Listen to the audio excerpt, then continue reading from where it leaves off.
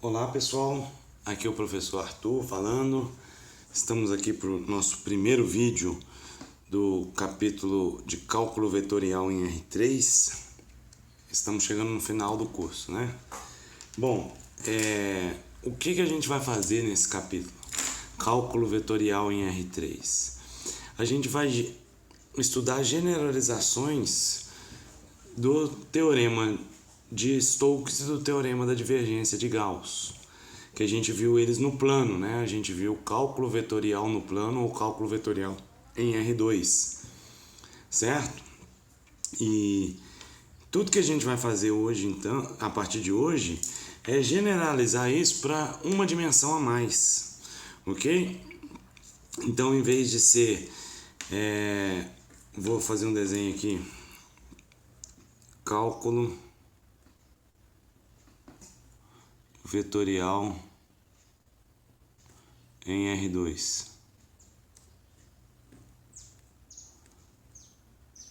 Você tinha uma região D aqui e uma curva C, tudo bem? E aqui você tinha Stokes, o teorema de Stokes e divergência, certo? E eles diziam algo a respeito, né? Você tinha um campo F de componentes P e Q. Eles diziam algumas igualdades, né? São igualdades equivalentes ao teorema de Green a respeito de um campo, né? E suas derivadas parciais numa região D e na curva C, tudo bem? Como é que nós vamos generalizar isso agora para o R3? Então, em R3, o teorema da divergência é o seguinte. O teorema da divergência a gente vai generalizar da seguinte forma. Aqui você tinha uma região no plano cercada por uma curva, ok? Então, quando a gente generaliza isso para o espaço, a gente pode fazer o seguinte. A gente tem um sólido, vou chamar de E, no espaço, ok? Cercado por uma superfície. Tudo bem? Então, o papel que D representava aqui era de uma região. Agora, isso vai ser passado para um sólido. A gente aumentou a dimensão, tá claro? E a curva C, que era a borda, agora a borda é uma superfície. Então, na aula de hoje, a gente vai tratar de superfícies, ok? Então, o teorema de divergência vai ser nesse contexto. Já o teorema de Stokes vai ser num contexto diferente. Vai ser uma generalização também, mas vai ser diferente. É o seguinte. Você está no espaço agora, certo? No espaço tridimensional x, y, z. Antes a gente estava no plano xy, né? Uma outra maneira de generalizar isso aqui é trabalhando agora. Aqui D era um pedaço de plano, concordam? E C era a borda dele. Agora a gente pode trabalhar com D não mais sendo um pedaço de plano, mas sendo uma superfície. Então você pega aquele plano, pedaço de plano D ali e retorce ele vira uma superfície, tá claro? E essa superfície, ela tem uma borda também, que é essa curva que eu estou desenhando aqui, tá claro?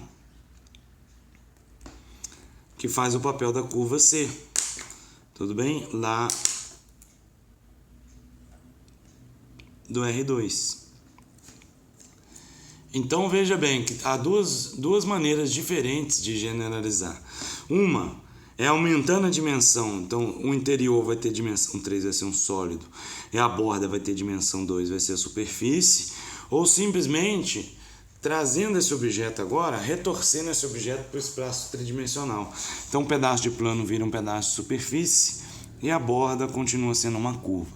Tá claro? O teorema de divergência vai ocorrer nesse contexto e o teorema de Stokes em R3 vai ser nesse contexto, ok? Então isso aqui é só uma visão geral do que a gente vai fazer nas próximas aulas, nos próximos vídeos, ok? Então, um aperitivo aí do que vai vir. Então, a gente vai observa que tanto aqui quanto aqui um objeto de extrema importância é uma superfície no espaço. Então a gente vai estudar hoje como descrever uma superfície no espaço aqui. E observa que essa superfície aqui, nesse contexto da divergência, está generalizando a curva. E vai ser exatamente isso que vai acontecer aqui, ó. Vamos ver. Vamos relembrar curvas parametrizadas. Uma curva parametrizada era uma curva, né, em R3, por exemplo, essa curva aqui, dada por equações paramétricas. X é uma função de t, y é uma função de t, z é uma função de t, t varia no intervalo AB. Então você montava com isso uma função vetorial, x de t, y de t, z de t, né, chamada de R de t, e você tinha essa seguinte visualização: t varia no intervalo da reta AB, certo? É uma única variável que você tem aqui, varia num meio unidimensional. E à medida que o t varia aqui, certo?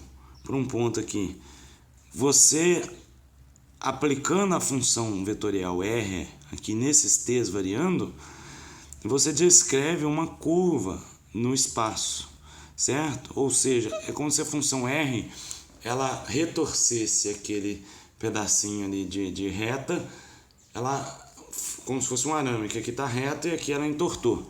Então, um ponto aqui corresponde a um ponto aqui é um ponto aqui, tá claro? Vocês lembram disso, de curvas parametrizadas, curvas no espaço. À medida que t anda aqui, a curva é percorrida aqui, ok? Esse aqui pode ser o tempo, esse aqui pode ser a posição da partícula. Aqui a gente vai fazer agora é definir superfícies parametrizadas, e nada mais vai ser do que a generalização desse conceito aqui com uma dimensão a mais. Em vez de ter uma variável t, teremos duas variáveis. Então, em vez de chamar de t e uma outra variável, a gente vai chamar de u e v. Tá claro? Ok. Então, tá aqui o nosso contexto. O que é uma superfície parametrizada? Uma superfície S está parametrizada por uma parametrização R de UV. Então, por uma parametrização R de UV. E quem que é a R de UV? Ela tem o mesmo papel que essa R aqui, mas ela depende de duas variáveis.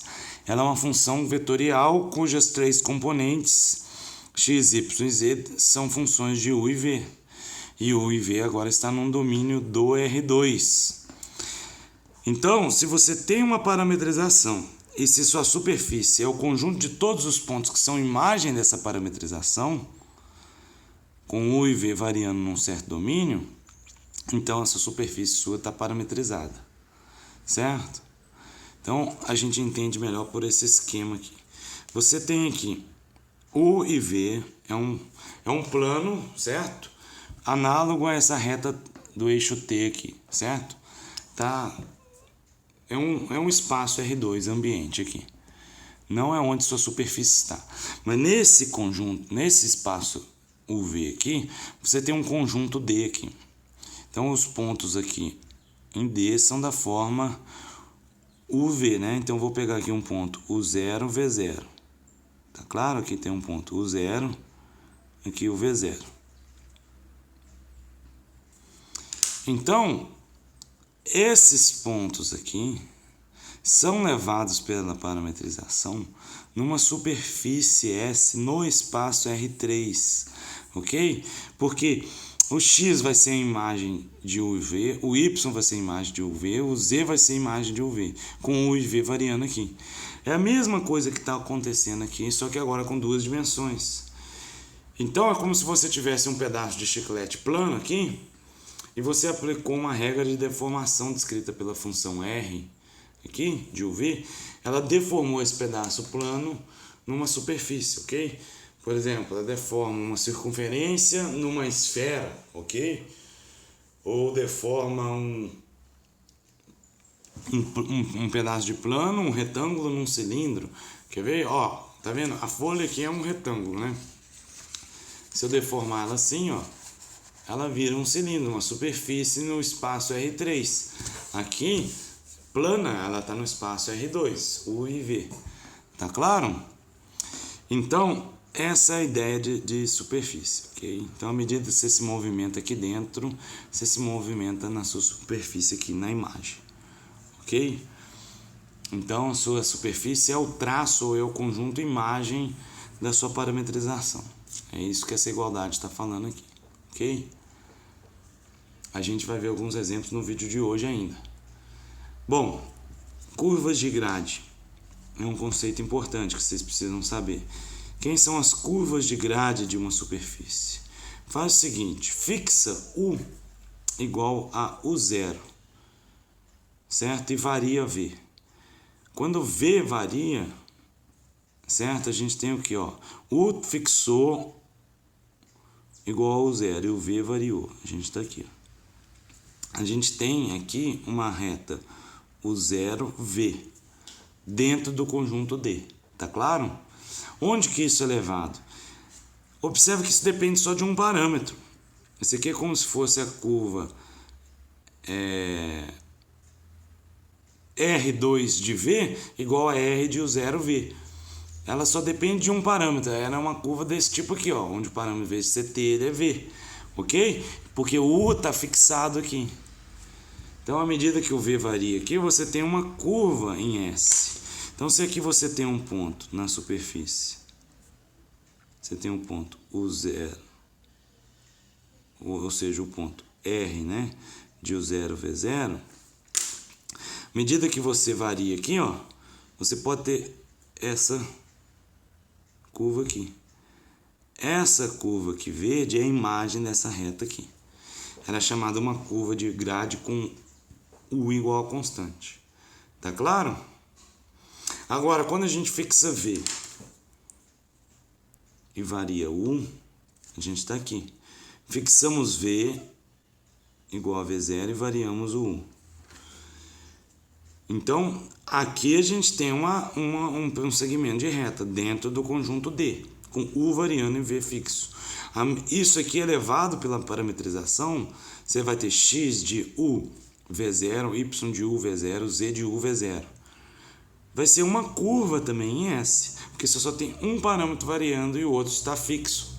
Então vai ser uma curva que vai cruzar essa curva, cruzar com essa curva verde aqui que eu desenhei, porque ela passa também pelo ponto R de U0 V0. Então vai ser uma curva aqui assim, ó. Tá claro? Então, se você fizer uma superfície e fizer várias curvas de grade, você vai ter isso aqui, ó. Tá claro? Os programas de computador usam uma técnica semelhante a essa para plotar na superfície, certo? Eles pegam pontos na superfície, eles pegam várias, né, curvas de grade muito próximas e acham esse reticulado que são os encontros entre as curvas de grade. Esse ponto, esse ponto, esse ponto, esse ponto. E daí eles fazem polígonos ligando a esses pontos. Se a resolução for muito boa, você vai ver uma superfície, mas se você dar um zoom, você vai ver que aquela esfera, na verdade, são vários polígonos ligados, ok? Bom, esse conceito de curva de grade aí é importante para a gente definir plano tangente. Então, para isso, precisamos ver aqui a noção de vetor tangente a essas curvas de grade. Quem é o vetor tangente a essa curva verdinha aqui? À medida que, ó, o V varia, a curva é percorrida aqui assim. Vamos supor que ela é percorrida aqui assim. Uma curva igual a essa aqui, no espaço. Quem que é o vetor tangente? Vocês concordam que o vetor tangente vai apontar aqui assim, mais ou menos? Vai ser tangente à curva? Quem vai ser ele? Ora, como essa curva aqui depende só de um parâmetro, V, é a derivada dessa curva em relação ao parâmetro. Porque aqui, quem que era o vetor tangente aqui? Não era o R' de T? Você derivava a curva em relação ao parâmetro? Vamos derivar isso aqui em relação ao parâmetro. Então, vai ser o R derivado em relação a V,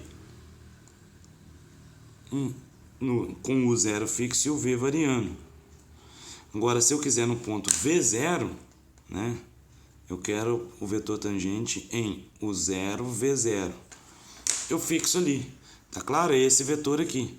Esse aqui é o vetor RV, então. No ponto 0, V0. Ok? É o vetor tangente. Vamos ver agora o vetor tangente a essa curva aqui, quando U varia. Ora, U é o único parâmetro. Você vai derivar, então, a curva, né? Eu quero o vetor tangente no ponto U0, V0. Você vai derivar a curva em relação ao parâmetro U. Vai ser R derivado em relação a U no ponto U0, V0. Porque o V0 já estava fixo e depois você deriva em relação a U, você fixa o U igual ao zero. Então, essa curva, essa reta percorrida aqui assim, aqui na superfície, por exemplo, ela vai ser percorrida aqui assim. Tá claro? Então, o vetor tangente vai ser um vetor aqui assim, ó. Esse é o RU, desculpa. Então, quando você deriva a sua parametrização em relação a U, você tem um vetor que é tangente, e se você deriva em relação a V, você tem outro vetor que é tangente, tá claro? Isso é natural, porque você tem duas variáveis livres aqui. No contexto de curva, você tinha uma variável, você derivava em relação a ela, que é o T, você tinha um vetor tangente aqui. Agora, a gente, em todo ponto da superfície, a gente tem vetores tangentes, esse, ok? Esse. Todo ponto da superfície, a gente tem dois vetores tangentes. E esses vetores aí, em geral, eles vão ser linearmente independentes. Em quase todos os casos e todos os pontos da superfície, eles vão ser linearmente independentes. Então, observa aqui, olha. Se eles são linearmente independentes, certo? Eles geram um plano. Ok? Dois vetores quaisquer geram um plano. Então, vou desenhar aqui de novo uma superfície. Vou desenhar o ponto aqui. Suponha que você tem esse vetor tangente e esse vetor tangente. Eles geram um plano. Ora, os dois vetores são tangentes. Imagina uma superfície, né? Por exemplo, vou pegar um cilindro aqui assim, ó. Imagina um cilindro. Você tem um vetor que é tangente, por exemplo, um vetor que aponta para cá, outro que aponta para cá, que é tangente. Quando você faz as combinações lineares desses vetores tangentes, o que você vai ter? Você vai ter um plano que vai ser tangente à superfície. Então, plano tangente à superfície. É o plano gerado por quais vetores? RU e RV. Você tem um vetor aqui, RU e o RV aqui. Vamos supor que sejam esses. O plano gerado por eles, todo vetor nesse plano vai ser combinação linear desses dois vetores. Então, vai ser tangente à superfície, o vetor. Ok? Beleza. E, melhor ainda, como que a gente determina um plano? Ou a gente pode determinar com um ponto, que é o ponto da superfície, e os vetores tangentes, ou a gente pode determinar com um ponto e o vetor normal. A gente vai precisar muito do vetor normal aqui, ok? E quem que vai ser o vetor normal?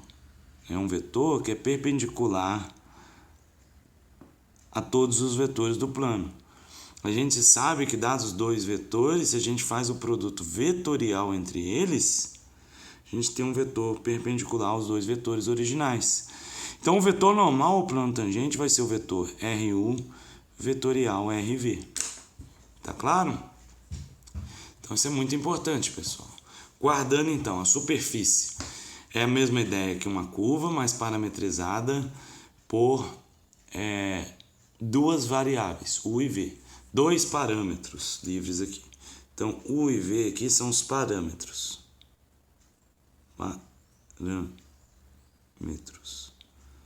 X, Y e Z são as componentes. E o R de UV é a parametrização. Então, à medida que o IV varia e o D é o domínio.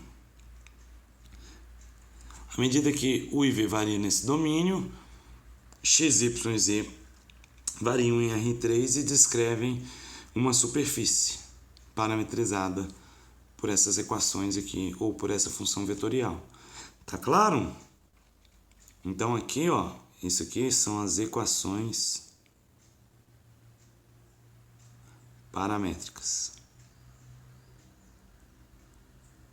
para a superfície S. Ok? Então, dito isso sobre superfícies, temos as curvas de grade, que simplesmente são curvas onde você fixa uma das variáveis e varia um dos parâmetros e varia o outro. E quando você deriva em relação a um dos parâmetros, você tem um vetor tangente, você deriva em relação a outro parâmetro, você tem outro vetor tangente.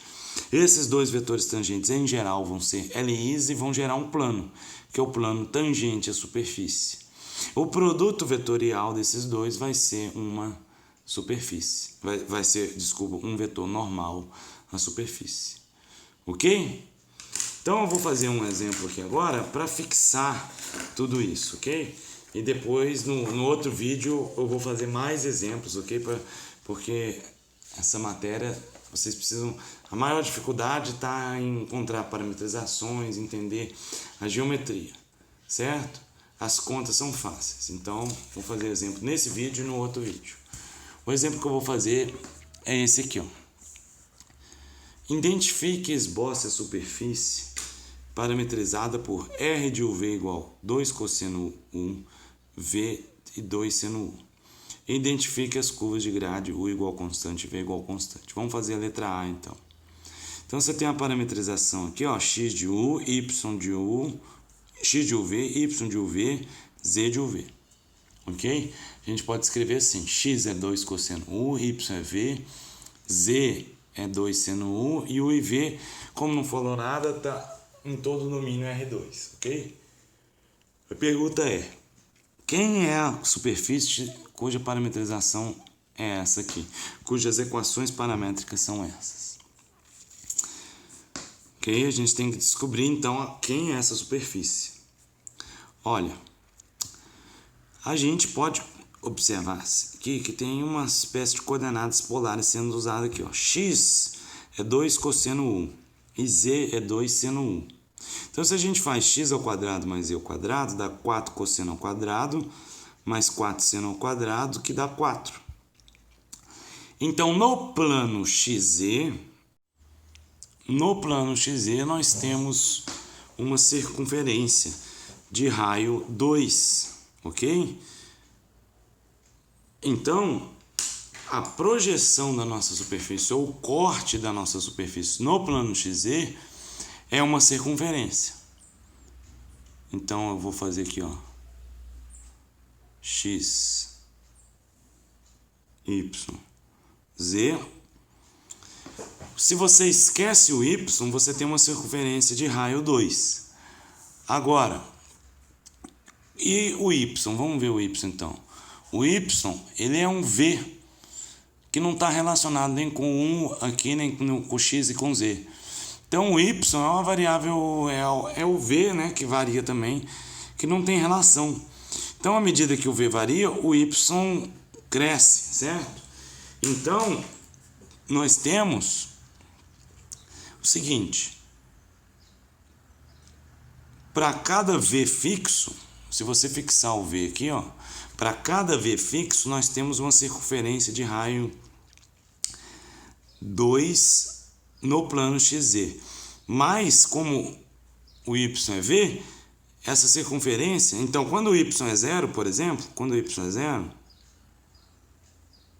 a gente tem a circunferência aqui, ok?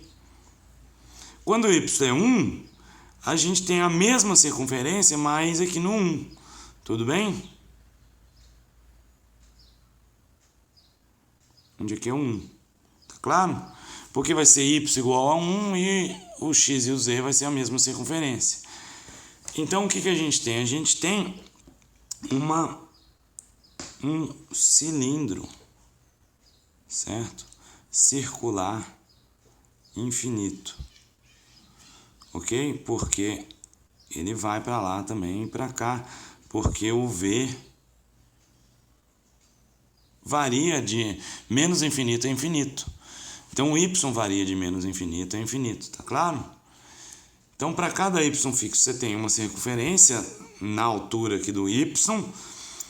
Então, à medida que você vai varrendo, você vai tendo essa circunferência, você vai ter um cilindro, então, tá? Então a superfície é um cilindro circular de raio 2 ao longo do eixo Y. Ou seja, o eixo Y é o eixo de simetria desse cilindro. Claro? Então, quem são as curvas de grade aqui? Vamos ver. As curvas de grade são quando a gente fixa o 1 e varia o V, quando a gente fixa o V e varia o 1. Quando a gente fixa o 1 e varia o V, olha só. A gente tem x igual a 2 cosseno zero, z igual a 2 seno zero. Então, eles são fixos. Isso aqui é uma constante. Tá? Isso aqui é uma constante. E o V que está variando, que é o y. O y varia. Ok? Mas, observa que x e z são constantes, mas estão na circunferência. Então, por exemplo, se eu escolher o zero aqui, quem que é o U? O U é o ângulo aqui das coordenadas polares em x e z. E o raio é fixo, né? 2. Mas se eu escolher esse o zero aqui, então, por exemplo, eu tenho x igual a 2 cosseno zero e z igual a 2 seno zero aqui. Então, por exemplo, eu fixo, né? O ângulo começa a contar aqui com eixo x.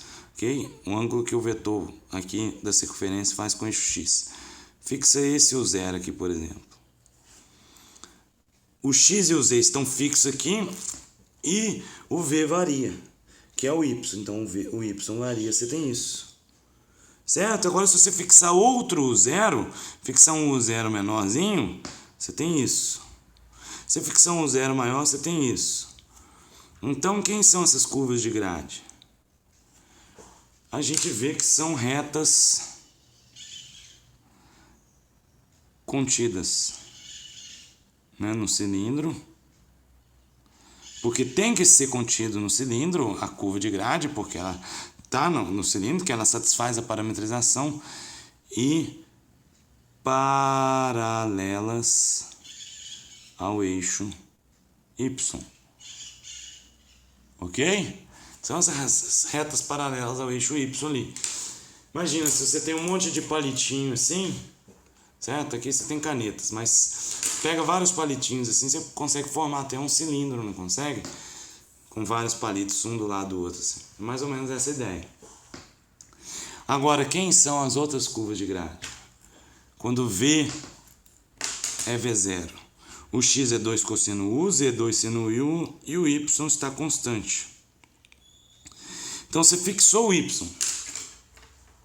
Fixou o y, que é o V. E variou o U, né? À medida que o U varia, x e z descrevem uma circunferência. Então, as curvas de grade aqui são essas aqui, ó. São exatamente aquelas que eu tinha desenhado aqui. Ok? Então, são circunferências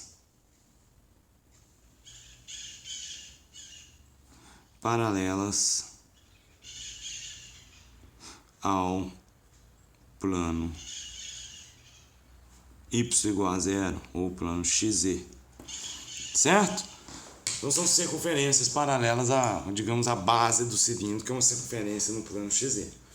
Então essas aí são as curvas de grade. Ok? Quem que vão ser os vetores tangentes, né? Bom, aqui eu tenho um cilindro, né?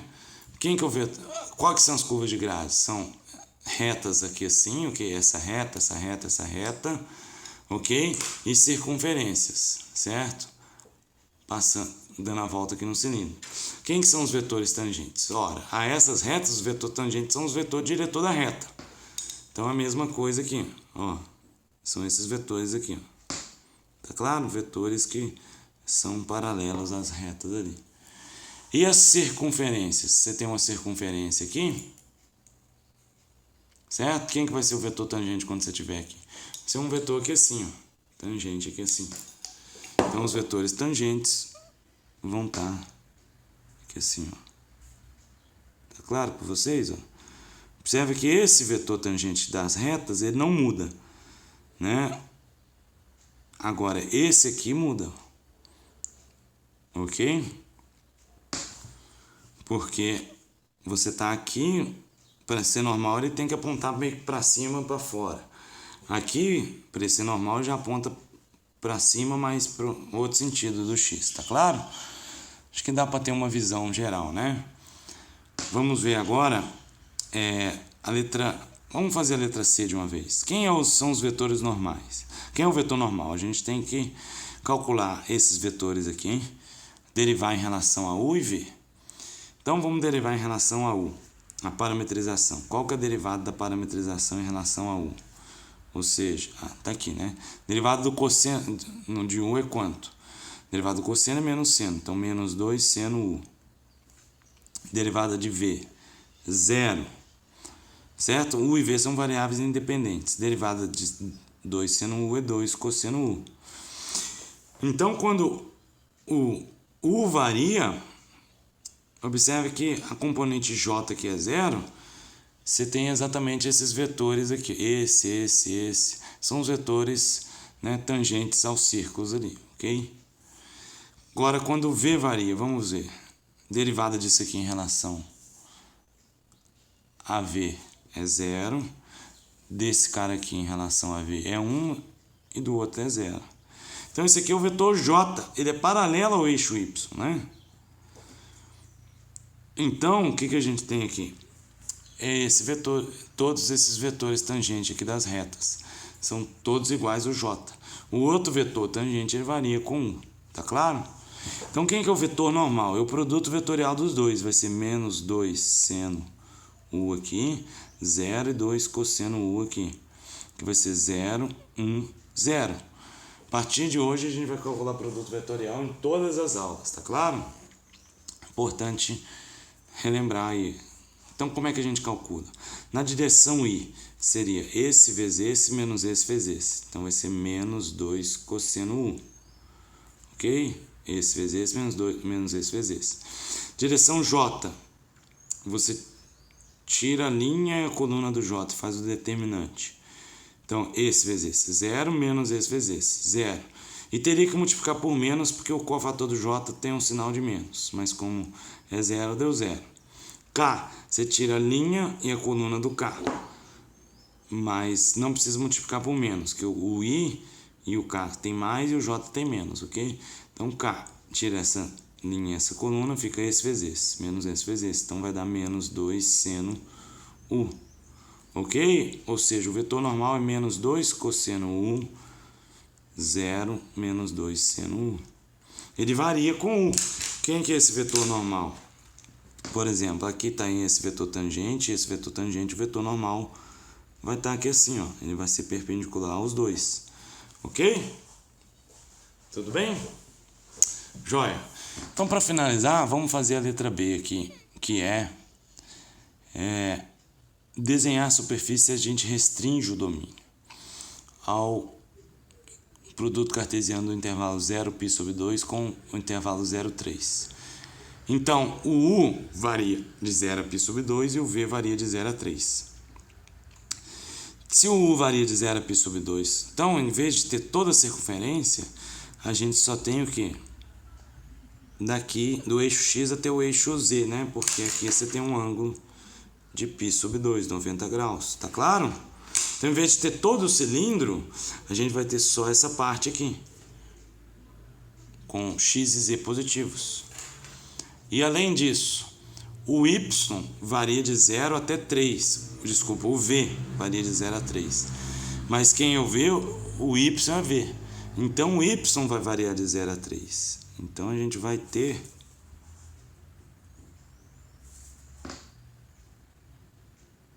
uma espécie de uma calha aqui, tá claro? Aqui é o 3, ó. 2, aqui é 2. Então, a nossa superfície agora, restringindo o domínio a esse ali, é só esse pedaço aqui do cilindro. É 1/4 do cilindro, certo? Isso, de altura 3. Você não tem essa parte aqui, você não tem, tá claro? Então, você pegou o cilindro, dividiu em 4. Aqui, né? Um cilindro infinito você dividiu em 4 partes e pegou só de 0 a 3. Então você tem essa espécie de calha aí, ok? Então o domínio, pessoal, ele é muito importante, tá? Nas parametrizações. É comum demais vocês errarem uma atençãozinha no domínio, assim, e daí dá errado o exercício, porque a gente vai calcular integrais que dependem do domínio da parametrização. E se você der o domínio errado, você está descrevendo outra superfície. Certo? Você pode até ter acertado a parametrização, mas se você colocou o domínio errado, você está pegando mais ou menos partes da sua superfície total, ok? Então é muito importante especificar o domínio de acordo com o contexto de cada exercício, ok? Então, por hoje é só. Já tem um vídeo também de mais exemplos e exercícios de superfícies, ok? Então, até o próximo e bons estudos para vocês.